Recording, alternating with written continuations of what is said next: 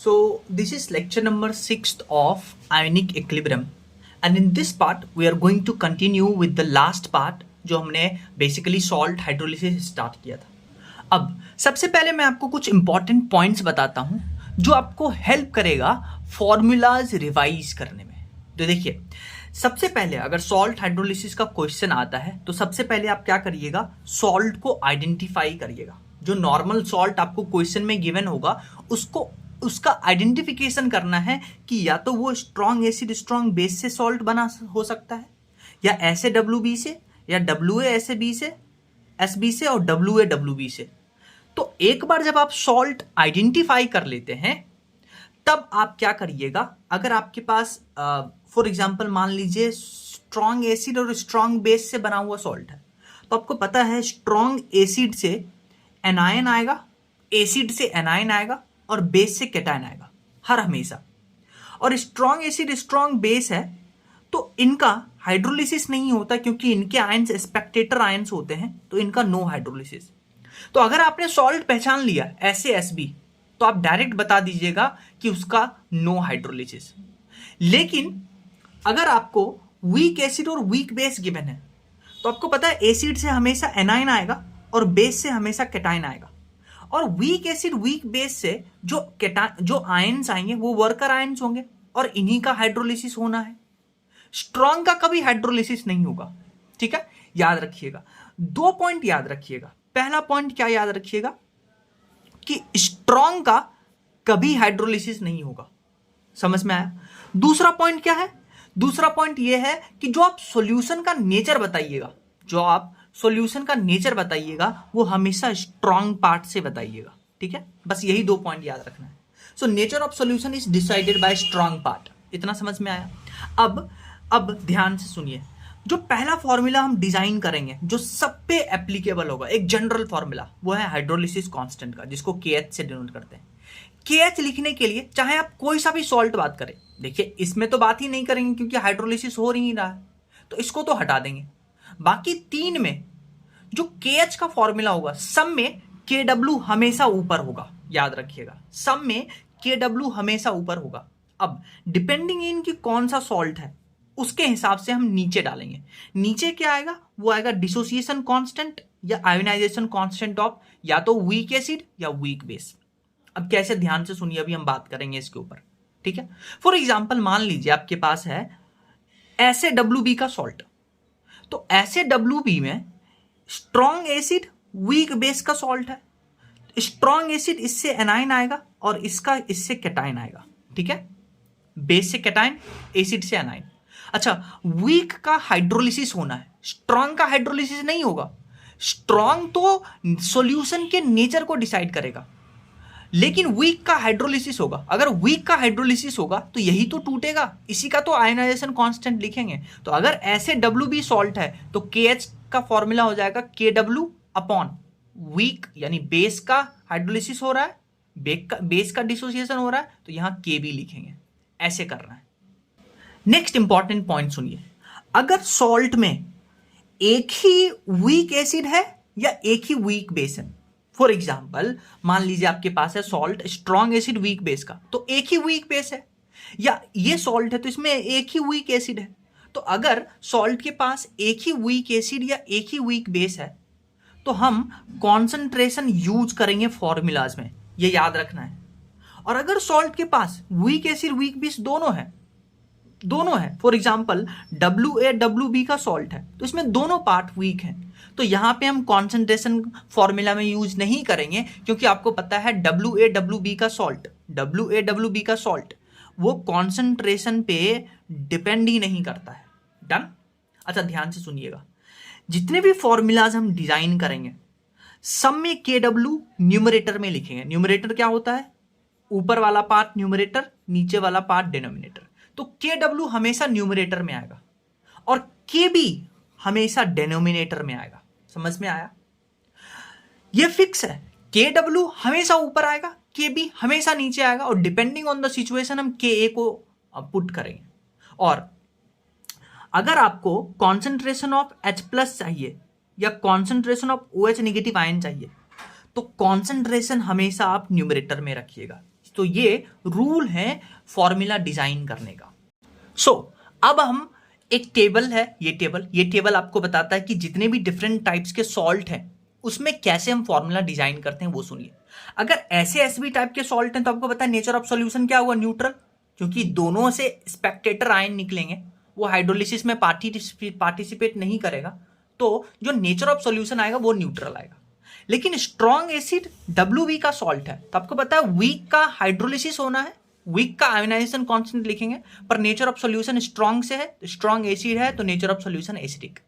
WaSb type of salt है तो यहां वीक एसिड है पर स्ट्रॉन्ग बेस है, तो स्ट्रॉन्ग बेस से सॉल्यूशन का नेचर डिसाइड होगा, तो यहां बेसिक सॉल्यूशन। सिमिलरली यहां WaWb टाइप का सॉल्ट है तो यहां कोई भी स्ट्रॉन्ग नहीं है तो solution will be almost neutral. ठीक है, अब अगर हम बात करते हैं कि किसका हाइड्रोलिसिस होगा, तो स्ट्रॉन्ग एसिड स्ट्रॉन्ग बेस में दोनों spectator ion, no hydrolysis.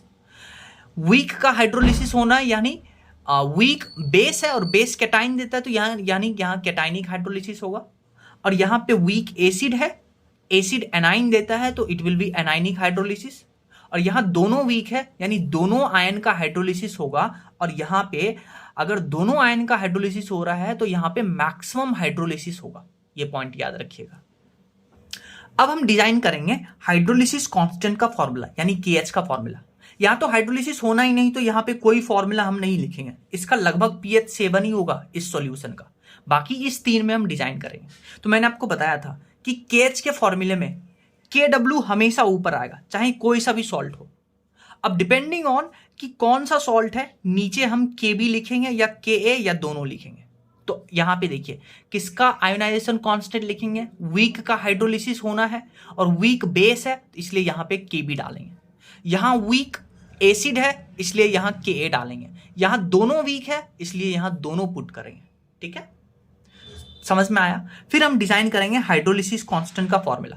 Hydrolysis constant और आपको किसी भी आयन का कॉन्सेंट्रेशन, चाहे आप H+ आयन की बात करते हैं चाहे आप OH आयन की बात करते हैं, उसमें रूट आएगा। अब रूट आएगा तो पहले हाइड्रोलिसिस कांस्टेंट देखिए। मैंने आपको बताया था कि हाइड्रोलिसिस कांस्टेंट में कॉन्सेंट्रेशन भी आएगा, क्योंकि अगर एक वीक है और एक स्ट्रांग है तो उसमें कॉन्सेंट्रेशन आएगा, लेकिन दोनों वीक है उसमें कॉन्सेंट्रेशन नहीं आएगा। तो हाइड्रोलिसिस कांस्टेंट कहा जाएगा, KW तो हमेशा ऊपर होना है, और आपको मैंने बताया था कि कॉन्सेंट्रेशन हमेशा डिनोमिनेटर में लिखते हैं। ठीक है, सो जो कॉन्सेंट्रेशन है वो मैंने आपको बताया था न्यूमरेटर में लिखते हैं, कब, जब हम H+ या OH आयन का कॉन्सेंट्रेशन पढ़ते हैं। लेकिन यहां हाइड्रोलिसिस कांस्टेंट का फॉर्मूला डिजाइन कर रहे हैं तो KW हमेशा ऊपर आएगा सब में। अब यहां पे KB तो पहले से था, अब कॉन्सेंट्रेशन एक और मल्टीप्लाई कर देंगे क्योंकि वीक पार्ट बेस है। यहां KA पहले से था और एक कॉन्सेंट्रेशन मल्टीप्लाई कर देंगे डिनोमिनेटर में। और यहां सिंस दोनों वीक हैं तो इसमें कॉन्सेंट्रेशन टर्म नहीं आएगा, तो हाइड्रोलिसिस कांस्टेंट का ये फॉर्मूला आ जाएगा। फिर अगर आयन का कॉन्सेंट्रेशन निकालना है तो देखिए सॉल्यूशन का नेचर कौन डिसाइड करेगा, स्ट्रॉन्ग पार्ट और एसिडिक है तो यहाँ H+ आयन का कॉन्सेंट्रेशन लिखेंगे, और H+ आयन का कॉन्सेंट्रेशन लिखने के लिए KW हमेशा ऊपर आएगा देखिए, और KB हमेशा नीचे आएगा, KB हमेशा नीचे आएगा।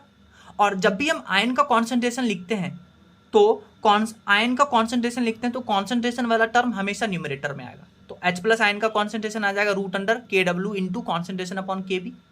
यहाँ पे KA नीचे आएगा क्योंकि यहाँ पे हाइड्रोलिसिस होना है वीक पार्ट का, वीक पार्ट एसिड है, और यहाँ OH नेगेटिव लेंगे क्योंकि nature of solution is strong basic, और यहाँ कॉन्सेंट्रेशन ऊपर लेंगे KW। और सिमिलरली अगर दोनों पार्ट वीक है तो हम कॉन्सेंट्रेशन नहीं डिजाइन करेंगे, KB हमेशा नीचे होगा, KW हमेशा ऊपर होगा, तो KA वो ऊपर हम डाल देंगे। ठीक है, और अगर हम pH की बात करते हैं तो pH का इसमें तो हमेशा pH 7 होगा, ऐसे SB में हमेशा pH 7 होगा। और याद रखिएगा जब भी आप pH में pK वैल्यू लिखिएगा तो pK वैल्यू हमेशा ऐड होगा और pKb वैल्यू हमेशा सब्सट्रैक्ट होगा।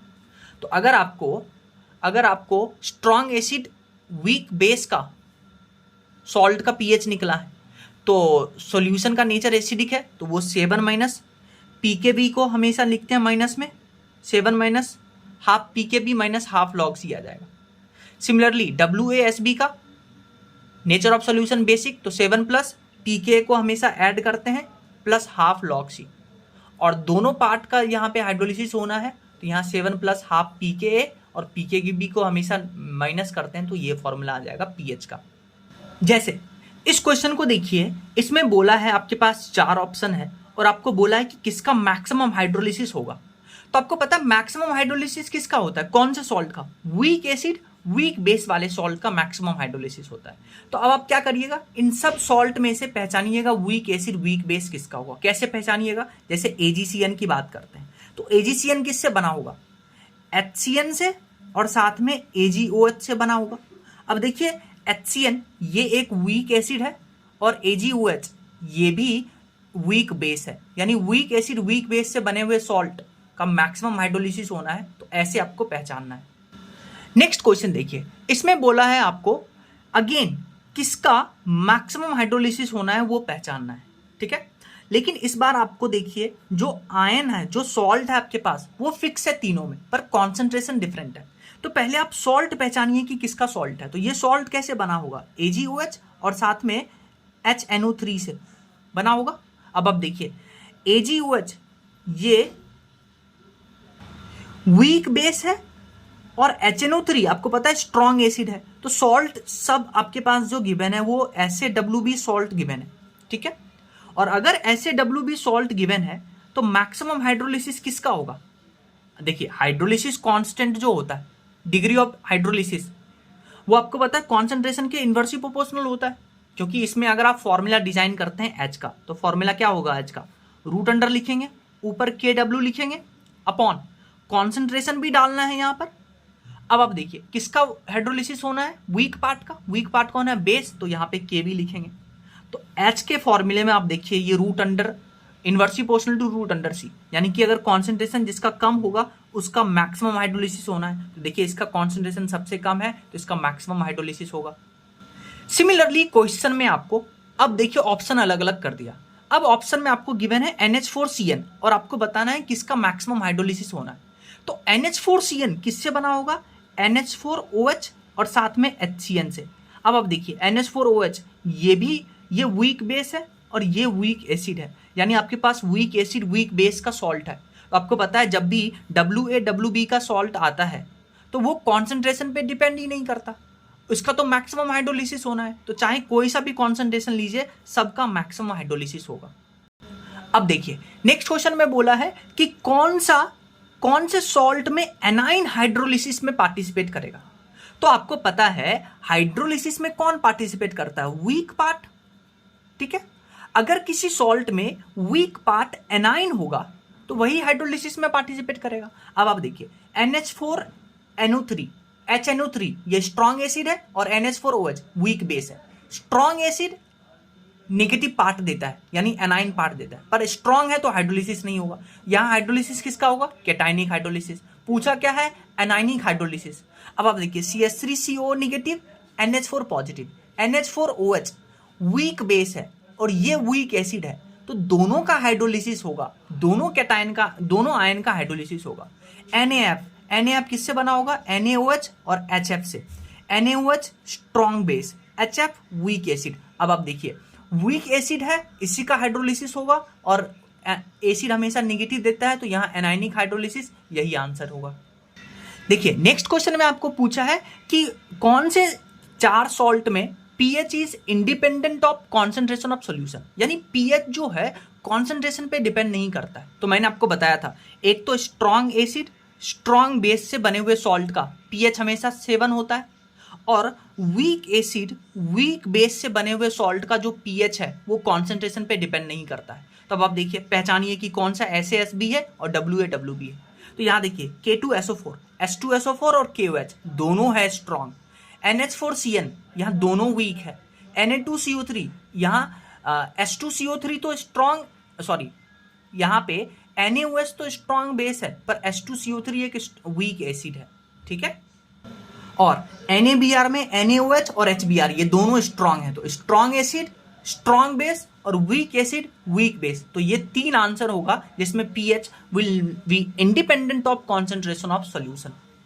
नेक्स्ट क्वेश्चन देखिए, इसमें बोला है कि कौन से सॉल्यूशन में, आपके पास 4 सॉल्यूशन है, कौन से सॉल्यूशन का मैक्सिमम पीएच होगा। अब आप देखिए मैक्सिमम पीएच कब होगा। देखिए अगर आपके पास SaSP सॉल्ट है तो इसका पीएच 7 होता है।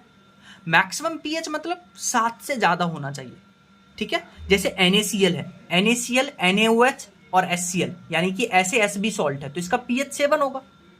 H2SO4 की बात करते हैं तो ये स्ट्रॉन्ग एसिड है और स्ट्रॉन्ग एसिड का तो पीएच बहुत कम होता है, तो ये तो आंसर हो ही नहीं सकता। CH3COONS4, यहां पे देखिए वीक एसिड और वीक बेस का सॉल्ट है और इसका पीएच लगभग 7 के बराबर होता है। मैंने आपको बताया था सॉल्यूशन लगभग न्यूट्रल होता है। अब KNO2, यहां पे KOH यानी कि स्ट्रॉन्ग बेस और KOH और HNO2 ये वीक एसिड है, तो यहां पे देखिए जो सॉल्यूशन होगा वो बेसिक होगा, यानी पीएच उसका 7 से ज्यादा होगा।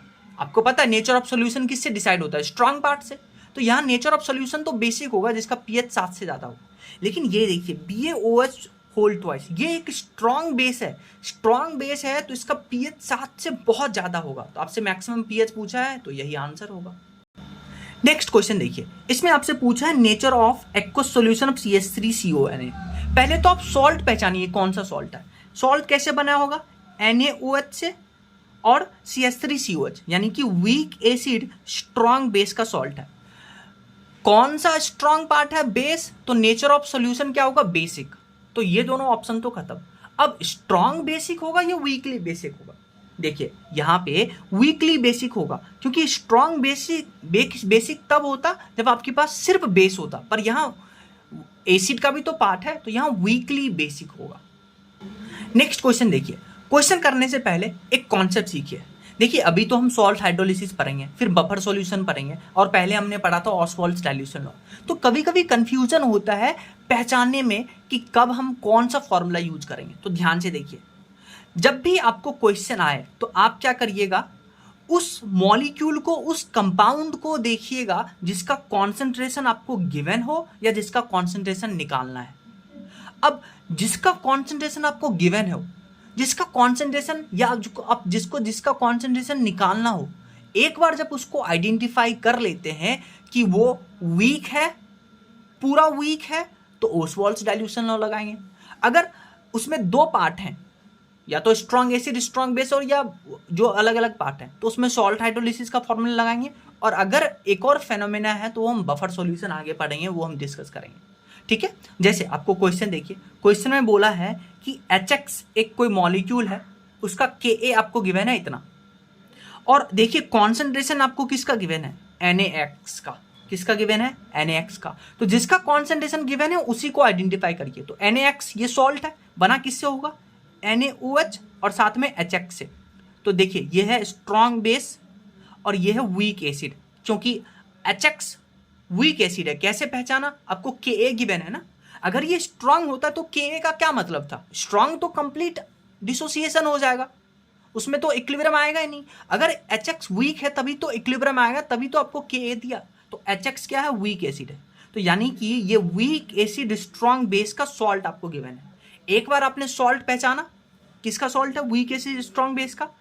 हाइड्रोलिसिस किसका होना है, वीक पार्ट का, ठीक है। तो यहां क्या क्या आएगा, वेरिएबल क्या क्या आएगा, एक तो KW वीक पार्ट, एसिड है इसलिए Ka और कॉन्सेंट्रेशन। आपसे क्या पूछा है, hydrolysis constant, degree of hydrolysis and pH बताना है। तो फॉर्मूला डिजाइन करना स्टार्ट किए। KH यानी डिग्री हाइड्रोलिसिस कांस्टेंट, KW हमेशा ऊपर आएगा। अब नीचे Ka हो सकता है, K भी हो सकता है, तो यहाँ वेरिएबल कौन सा है, K। तो यहाँ K डालेंगे, आपको दोनों वैल्यू गिवन है। KW का तो आपको पहले से वैल्यू पता है 10⁻⁻14, Ka आपको गिवन है 10⁻⁻6, आंसर आएगा। H का फॉर्मूला डिजाइन करिए, डिग्री ऑफ हाइड्रोलिसिस, KW हमेशा ऊपर, divided by Ka into C डालेंगे आंसर आएगा। और पीएच देखिए, weak acid strong base, nature of solution strong decide करेगा, यानी 7 से ज्यादा। तो पीएच कैसे डिजाइन करेंगे, 7 + half pKa + half log C, तो सारा वैल्यू डालेंगे आंसर आएगा। अब ये क्वेश्चन बहुत अच्छा क्वेश्चन है, देखिए ध्यान से देखिए क्वेश्चन में क्या बोला है। आपको बोला है कि एक सॉल्ट सॉल्यूशन है जिसका आपको कॉन्सेंट्रेशन गिवन है 0.1 मोलर, और बोला है कि ये सॉल्ट सॉल्यूशन ये रिएक्शन फॉलो करता है। ठीक है, ये सॉल्ट सॉल्यूशन ये रिएक्शन फॉलो करता है। तो आपको बताना है कि सॉल्यूशन का पीएच बताइए कब, जब pKa आपको M+ का गिवन है 9। तो अब आप पहले इस रिएक्शन को ऑब्जर्व करिए। इस रिएक्शन में देखिए M+ हाइड्रोलिसिस हो रहा है, आपके पास MOH और साथ में H+ बन रहा है। तो यहां देखिए इस सॉल्ट का जो ये आयन है इसका हाइड्रोलिसिस हो रहा है, यानी ये वर्कर आयन है और केटाइन वर्कर आयन है। आपको गिवन है कि किसका हाइड्रोलिसिस हो रहा है, क्या बन रहा है, तो केटाइन है, ये केटाइन का हाइड्रोलिसिस हो रहा है। यानी कि अगर केटाइन का हाइड्रोलिसिस होता, आपको पता है केटाइन बेस हमेशा केटाइन देता है, एसिड हमेशा एनाइन देता है। अगर केटाइन का हाइड्रोलिसिस हो रहा है और हाइड्रोलिसिस हमेशा वीक का होता है तो ये आपको वीक बेस गिवन है। पर यहां देखिए H+ एनाइन जो है, अब इसका जो एनाइन होगा वो तो स्पेक्टेटर आयन होगा, इसका एनाइन क्या होगा, एसिड होगा, यानी कि स्ट्रॉन्ग एसिड। तो आपके पास सॉल्ट आप यहां से पहचान लिए। ये सॉल्ट आपको दिया नहीं है कि कैसा नेचर है इसका, इस रिएक्शन से हमने पहचाना है कि केटाइन का हाइड्रोलिसिस हो रहा है और केटाइन हमेशा बेस देता है और हाइड्रोलिसिस हमेशा वीक का होता है, तो यहां वीक बेस दिया है। एनाइन का हाइड्रोलिसिस नहीं हो रहा तो वो स्पेक्टेटर। तो आपके पास स्ट्रॉन्ग एसिड वीक बेस का सॉल्ट आपने पहचाना इस रिएक्शन से। एक बार आपने जब पहचान लिया तो आपको पीएच निकालना है। तो पीएच निकालने के लिए स्ट्रॉन्ग एसिड वीक बेस का फॉर्मूला लगाएंगे। पर आपको देखिए यहां पे आपको क्वेश्चन में pKa गिवन है, पर क्वेश्चन में आपको सॉल्यूशन में आपको pKb चाहिए। तो आपको पता है pKa प्लस pKb 14 होता है, तो pKa गिवन है, pKb आ जाएगा। कॉन्सेंट्रेशन आपको ऑलरेडी गिवन है, उसके बाद आंसर आएगा। नेक्स्ट क्वेश्चन देखिए, अगेन इंपॉर्टेंट क्वेश्चन। इसमें क्या बोला है कि एक वीक एसिड है ना, ये वीक एसिड रिएक्ट करता है स्ट्रॉन्ग बेस से, और वीक एसिड स्ट्रॉन्ग बेस से रिएक्ट करके WaSb सॉल्ट बनाता है, साथ में पानी बाहर निकला। ठीक है, आपसे पूछा है कि इस रिएक्शन का आप इक्विलिब्रियम कांस्टेंट बताइए, इस रिएक्शन का इक्विलिब्रियम कांस्टेंट बताइए। और आपको क्वेश्चन में गिवन है वीक एसिड का Ka आपको इतना गिवन है। अब आप देखिए, जब एक एसिड और बेस रिएक्ट करता है, सॉल्ट और वाटर बनाता है, इस रिएक्शन को न्यूट्रलाइजेशन रिएक्शन कहते हैं। इसका कुछ इक्विलिब्रियम कांस्टेंट होगा। तो आपको न्यूट्रलाइजेशन रिएक्शन का K इक्विलिब्रियम पूछा है, पर आपको Ka गिवन है वीक एसिड का इतना, तो आपको पहले हाइड्रोलिसिस रिएक्शन लिखना पड़ेगा। तो आपको पता है न्यूट्रलाइजेशन का उल्टा रिएक्शन होता है हाइड्रोलिसिस रिएक्शन। तो आप इस रिएक्शन को रिवर्स कर दीजिए। तो इस रिएक्शन को रिवर्स करिएगा तो ऐसे लिखेंगे। अब ये है सॉल्ट हाइड्रोलिसिस, सॉल्ट का हाइड्रोलिसिस। अब आप देखिए सॉल्ट आपके पास कौन सा है, WaSb। तो WaSb है, वीक पार्ट एसिड है, इसी का हाइड्रोलिसिस होना है, तो Ka लिखेंगे इसके लिए। तो KH इसके लिए क्या होगा, KW/Ka। अब ये दोनों इक्विलिब्रियम कांस्टेंट तो बराबर होंगे, क्योंकि इक्विलिब्रियम कांस्टेंट इस बात पे डिपेंड नहीं करता कि आप उसको रिवर्स किए, तो KH के इक्विलिब्रियम के बराबर होगा। पर दोनों उल्टा है, क्योंकि रिएक्शन आपने उल्टा किया है, तो K इक्विलिब्रियम हो जाएगा 1/KH। ठीक है, और KH को लिखते हैं KW/Ka, तो यहां से आ जाएगा Ka/Kw। आपको देखिए KW पहले से पता है 10⁻⁻14, Ka आपको पता है, आंसर आएगा।